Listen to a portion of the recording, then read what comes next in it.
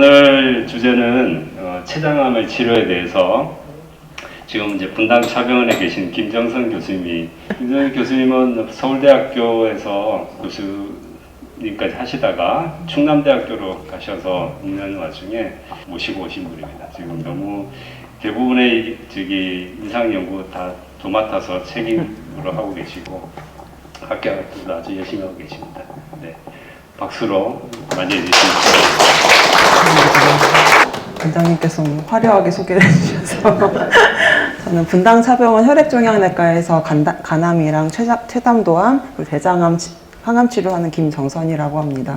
오늘 비 오는 날씨 덕분에 많이 참석해 주신 것 같은데 와주셔서 감사하고, 제가 사실 그 강의 준비를 할 때 환자분들이 어떤 부분을 가장 궁금해 하시고 시간 투자해서 오셨는데 어떤 부분을 가장 필요로 하실지를 좀 고민을 하면서 짜봤는데, 사실 제가 필요한 부분을 다 채워드릴지는 잘 모르겠어요. 네, 일단 간략하게 좀 개괄적인 소개를 하고 항암치료 옵션도 설명을 드리고, 남는 시간은 궁금한 부분들 물어봐 주시면 질의응답 시간으로 해봐도 괜찮을 것 같습니다.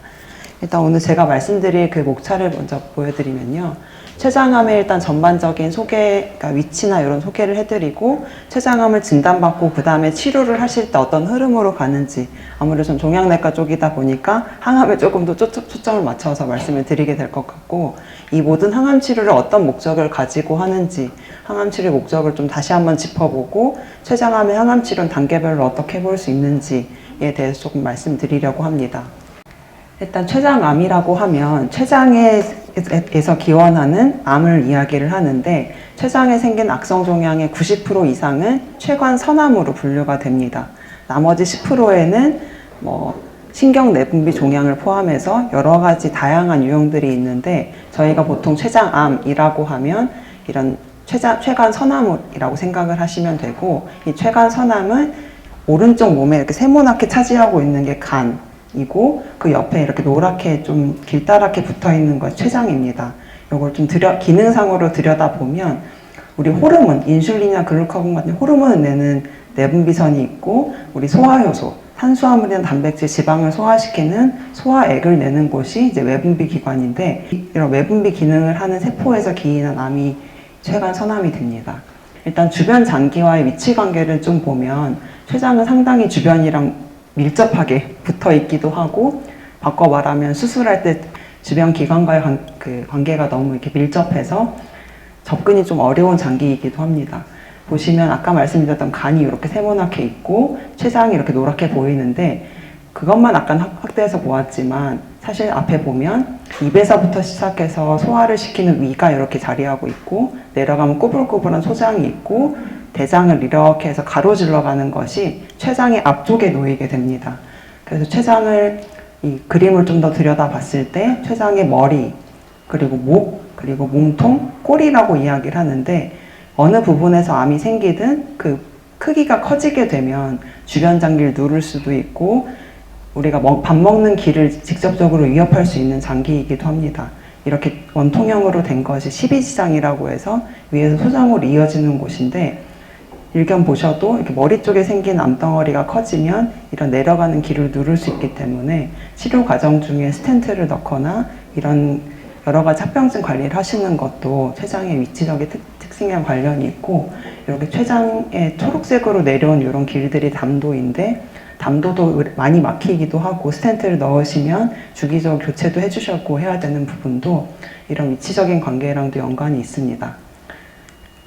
그래서 췌장암 치료를 어떻게 하면 좋겠는가? 일단 진단은 아까 보여드렸던 그림에서 처음 내시경을 통해서 12지장까지 가셔서 조직을 얻게 되면 그 병리 검사가 나와서 췌장암을 진단받게 되시는데, 그 췌장암을 진단받게 되시면 우린 첫 번째로 수술적으로 절제가 가능한지를 평가하게 됩니다. 여기서 보시면 그 갈색 덩어리로 보이는 것이 종양이라고 생각하시면 되고, 이 가로지르는 것이 췌장이고, 이 빨간 색깔이 동맥, 그리고 그 파란 색깔이 정맥, 그리고 옆에 있는 간이라는 기관인데, 워낙 복잡한 구조 속에 있지만 그나마 간단하게 수술과 관련된 부분을 떼어오는 모식도가 있어서 가져와 봤습니다.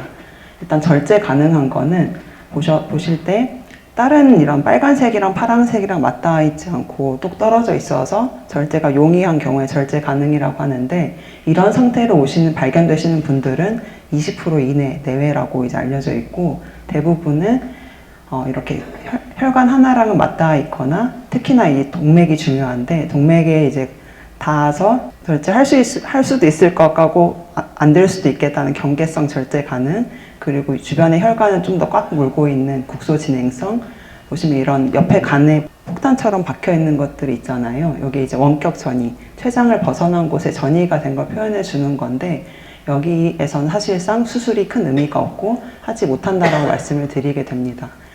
그래서 이런 절제 가능성을 평가할 때 저희가 다학제 진료가 많은 도움을 주는데요.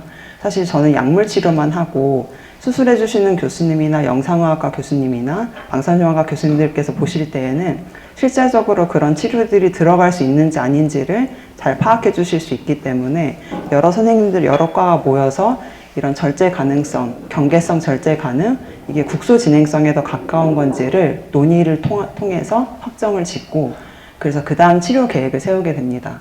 그래서 일단 크게는 원격 전이가 없는 경우는 이 세 가지로 나누고, 원격 전이가 있는 경우에는 전이성으로 저희가 분류를 해서 그 다음 치료 길이 정해지게 됩니다. 절제가 가능한 경우에는 수술로 바로 진행을 해서 수술 끝난 다음에 재발을 막는 보조 항암 치료를 할 수 있고, 경계성 절제 가능은 예전엔 수술로 가기도 했는데 요즘 워낙 항암 치료를 선행한 다음에 수술하는 것이 권고가 되고 있고, 특별한 이변이 없다면 선행 항암 치료를 하고 수술을 하고 보조 항암 치료를 하는 그런 코스로 가시게 됩니다. 국소 진행성인 경우에는 바로 수술이 어렵기 때문에 항암 치료로 가는데, 이 길만 있는 것들이 아니라 사실 국소 진행성에도 아주 경과가 좋은 분들은 우리는 수술을 처음에 생각하지 않았는데 뭐 수술로 가는 경우도 드물게는 있고, 거꾸로는 가능하다고 생각했지만 해보니까 숨어있던 암들이 이제 드밀기 시작하면 이제 수술은 좀 어려운 선택지가 되겠구나라고 방향을 좀 선회하게 되기도 합니다. 그래서 이건 각 단계별로 주치 선생님이랑 다학제 진료를 통해서 이후에 치료 계획을 계속 세워나가게 되는 그런 흐름을 갖게 됩니다. 그래서 항암 치료의 목적을 좀 한번 짚고 넘어가 보면요. 앞에 두 개는 수술 전후로 저희가 항암 치료를 하게 되는 목표인 거고, 그 뒤에는 수술이 좀 어려운 단계에서 발견이 되셨을 때 한 항암 치료의 목표가 됩니다. 수술 전에 한 항암 치료는 국소적으로 진행된 암을 좀 줄이고 수술을 가능할 수 있게, 아까처럼 혈관이랑 좀 떨어져 있을 수 있게 만들어줘서 수술을 가능하게 하는 그런 역할을 하고, 그렇다고 그런 동시에 눈에는 잘 보이지 않았던, CT에서 잘 보이지 않았던 미세 전이들까지 줄여서 절제되는 영역을 좀 줄이면 내 장기들도 덜 손상을 받게 되고 장기를 보존하는 효과까지 기대를 한다라는 게 항암 치료의 목표가 되고, 수술 후 항암 치료에는 수술과 같은 국소 치료를 한 다음에 남아있을 수 있는 미세 전이들까지 다 제거를 해서 말려서 재발을 이제 위험을 낮추려는 그런 목적으로 진행을 하게 됩니다.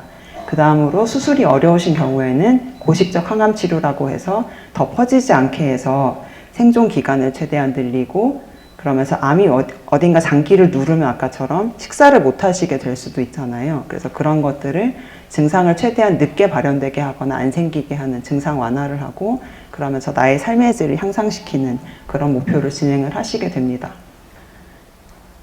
그래서 이런 항암 치료를 할 때 우리가 또 평가를 해보아야 될 것이, 암이랑 그 항암 치료 선택지만 놓으면 다 해야 되지만 사실 모든 환자가 다 항암을 하실 수 있지는 않아요. 제가 제 환자분들께 매번 잔소리를 하는 것이 식사 잘 잡수시고 운동하세요, 이 말 계속 말씀드리는데, 저희가 보통은 항암 치료가 가능하다라고 평가하는 그 속도가 되는 것이 옆에 보이시는 그림인데요. 이게 0점부터 4점까지로 봤을 때 4점인 경우에는 하루를 거의 침대에 누워서만 지내시는 경우, 그 첫 번째 0점은 이전에 암을 진단받기 전과 동일한 일상생활, 그리고 어느 정도의 그런 부하가 걸린 일도 다 하실 수 있는 상태고, 1점은 그것보단 조금 힘드시지만 내 자기 생활은 할 수 있는 경우, 2번은 자기 생활 하실 수는 내 일상생활은 다 유지할 수 있지만 좀 더 힘든 일 하기가 좀 더 어려워지고, 다만 눕거나 앉아서 지내는 시간이 50% 미만인 경우, 그러니까 활동을 하신다는 의미인 거죠. 그래서 0에서 2점 안에 있으신 경우에 항암 치료를 적극적으로 권해드리고, 이 이상으로 넘어가게 되면 항암 치료 그 자체도 워낙 독한 치료인데 우리가 아까 목표로 했던 것들 중에 수술도 있지만 증상 완화를 하고 삶의 질을 개선시킨다는 그런 목표가 있었는데 그게 훼손될 수 있기 때문에 누워 지내시는 시간이 너무 많거나 체력이 너무 떨어지시면 항암 치료를 약간 중단해서 체력을 끌어올리거나 그 증상 조절에 주력하는 방향으로 조금 조정을 해보기도 합니다. 지금까지 나온 선택지들로 봤을 때 우리가 어떤 치료의 그 흐름으로 갈 것인가를 조금 정리를 해보면 전신 컨디션이 양호한 경우 아까 보여드렸던 점수를 기준으로 봤을 때 대개는 0점에서 1점을 말씀드립니다. 그런 경우에는 어떤 것도 다 할 수가 있다고 생각을 하는데 처음으로 폴피리녹스라고 하는 그 플루오르오라실이랑 이리노테칸이랑 옥살리플라틴 그 세 가지를 쓰는 요법을 해볼 수도 있고 젬시타빈과 아브락산 해볼 수도 있고 최근에 날리리폭스가 이제 쓸 수 있게 되어서 써볼 수 있는데 이건 제가 이따 다시 좀 더 자세하게 말씀드리겠습니다. 처음에 폴피리녹스를 쓰신 다음에는 젬시타빈과 아브락산을 쓰실 수 있고 처음에 젬시타빈 쓰고 젬시타빈 아브락산 쓰신 분은 폴피리녹스로 이어질 수 있고 이 두 개는 어떤 것이 더 우월하다를 밝힌 연구는 없습니다. 그래서 독성 두 개 약제만 투약하고 2박 3일까지 가는 것이 아니다 보니까 이거 훨씬 수월하게 받으신 환자분들이 꽤 있으신데 또 절대적이진 않은 것이 폴피리녹스를 더 수월하게 받으신 경우도 종종 있으시거든요. 이런 그 독성들 때문에. 그래서 이런 선택지들은 주치 선생님은 상의해서 진행을 하시게 되고 그 다음엔 젬시타빈을 쓰신 이후에는 오니바이드까지 쓸 수 있는 상황이시고 이렇게 파란 색깔 글씨로 된 거는 사전 신청 요법이라고 해서 저희가 나라에서 서포트가 안 되고 다른 약제들은 환자분들은 5% 부담, 나라에서 95% 이런 식으로 갈 수가 있는데 이런 파란 색깔로 된 것들은 환자분 본인 부담이 100%여서 좀 비용적인 부담이 생길 수 있는 부분들이 있습니다. 근데 지금 날리리폭스가 나와 있고 여기 보시면 오니바이드가 이리노테칸 자리에 들어간 요법입니다. 폴피리녹스와 거의 형제와도 같은 존재인데 오니바이드라는 약은 사실 저희가 뒤에서 다시 한번 쓸 수 있는 약이었는데 이게 1차 치료로 효과가 있는 건 확인이 됐지만 이걸 처음에 쓰는 것이 좋을지 아니면 폴피리녹스 이후에 오니바이드 요법으로 가는 게 좋을지는 아직까지 정립된 건 없어서 이건 아마도 앞으로 여러 환자분들이 치료를 받으시면서 순서를 맞춰서 가는 게 낫겠다 아니면 처음에 아예 강한 치료를 하고 보는 게 더 좋은 효과를 낳겠다 이런 것들이 좀 길이 정해질 걸로 생각을 합니다. 근데 아직은 너무 초창기여서 그런 데이터는 아직 없어서 그것도 이제 상의를 계속 해나가시면서 결정을 하실 부분일 걸로 보입니다. 그리고 컨디션이 너무 안 좋으시다라고 하면 젬시타빈 단독으로 일단 시작을 했다가 나중에 회복을 하시면 이런 요법으로 넘어와 볼 수도 있고 그런 선택지는 있겠습니다. 그래서 이런 것들이 노출이 다 투약을 하셨다면 이후엔 이런 요법으로도 먹는 약 포함해서 가볼 수 있다라는 말씀을 드립니다.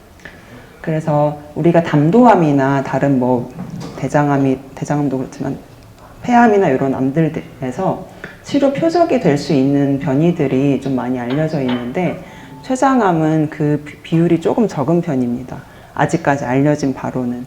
그래서 변이를 봤을 때 우리가 NGS 검사라고 아마 들어보셨을 수 있어요. 유전자 검사라고도 표현을 하시고 차세대 염기서열 분석 이렇게 말씀을 드리는데 이 검사를 하시게 되면 우리가 한 4에서 6주 정도 시간이 소요되는데 내 암이 유전자 변이가 어떤 게 있는지를 확인을 하실 수가 있는데요.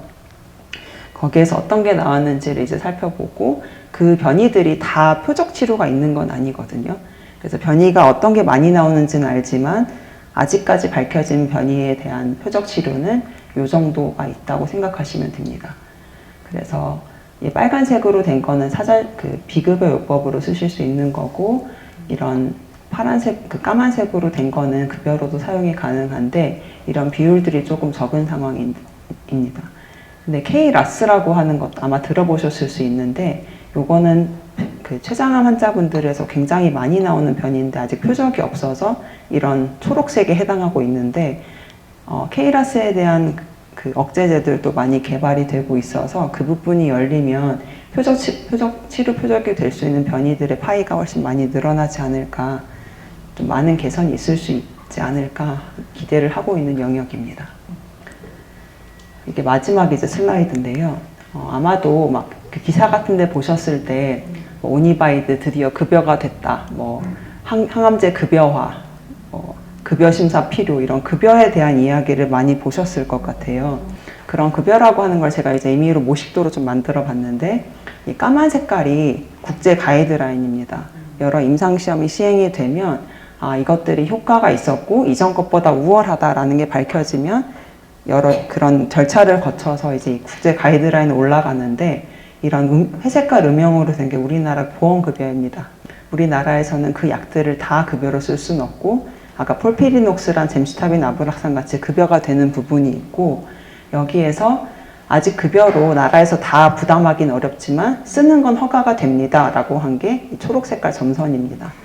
이 허가사항 바깥으로 아직 근거 수준은 낮지만 환자분들이 희귀암 환자분들 특히 약이 선택지가 많이 없기 때문에 허가 이외 허가 초과 요법으로 저희가 쓸 수 있게 해드릴게요 하는 게 허가 초과 요법인데 이런 초록색 점선이나 파란색 점선은 환자분들이 100% 부담하는 그런 영역이고 그거와 또 바깥으로 임상시험이라는 것도 강조를 굉장히 많이 하실 거예요. 임상시험은 이제 국제 가이드라인의 그 외연이 넓어지는 거는 임상시험을 해서 삼상시험에서 이전에 우리가 해오던 치료보다 우월하다는 게 밝혀지면 이 가이드라인이 확대되는 건데 이건 가만히 있는다고 커지는 것이 아니고 끊임없이 임상시험을 하고 더 우월하다는 걸 밝혀서 이걸 넓혀가는 거라서 이런 임상시험이 굉장히 중요합니다. 가이드라인을 봐도 치료제 선택지 중에 임상시험이 권고되는 게 있어요. 이게 치료제가 우리 나와 있는 것도 있지만 임상시험이 있다면 들어가세요라고 그런 가이드를 해줄 정도로 그 기회가 있다고 하면 임상시험 쪽은 적극적으로 고려를 해보는 것이 좋습니다. 이제 암 치료를 하시다 보면 아무래도 내가 그냥 혼자 다 하는 것 같고 너무 괴롭고 하시겠지만 여기 옆에 보시면 뭐 병원에 가면 많은 분들이 환자분을 이제 향해서 다 같이 노력을 해주고 계신 거니까 너무 외로워하지 마시고 주변 환자분들과도 교류 많이 하시고 힘든 시간을 잘 이겨내셨으면 좋겠습니다. 네, 전 여기까지 마치겠습니다. 감사합니다.